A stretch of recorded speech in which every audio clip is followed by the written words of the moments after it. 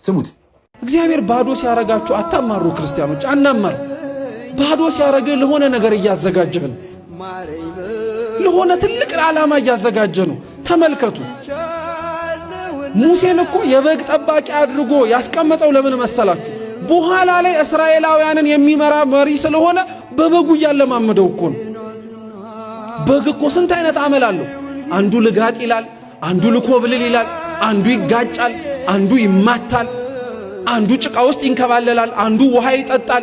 ይሄንን ሁሉ የበግ አመል ሙሴን 50 ዓመት እንዲለማመድ አደረገው እግዚአብሔር። በ30 ዓመቱ ነው ከግብጽ የወጣው። 50 ዓመት ሙሉ በግ ጠባቂ አደረገው።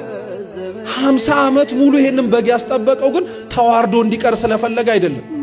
እንደ በግ የመሰላቸውን ህዝቡን መጠበቅ የሚችልበትን ጥበብ በበጎቹ ሊያስተምረው ስለፈለገ ነው። ታዲያ ዝቅ ማለት ሁሌ ውርደት ይመስላችኋል? ባዶ ሆኖ መገኘት ሁሌ ማጣት ይመስላችኋል? ክርስቲያኖች በፍጹም አይደለም። እግዚአብሔር ዝቅ ሲያረግ ለተለየ ነገር እያለማመደ ነው። እግዚአብሔር ዝቅ ሲያረግ ከፍ ላለው ዓላማ ከእንዲሁ እያዘጋጀ ነው።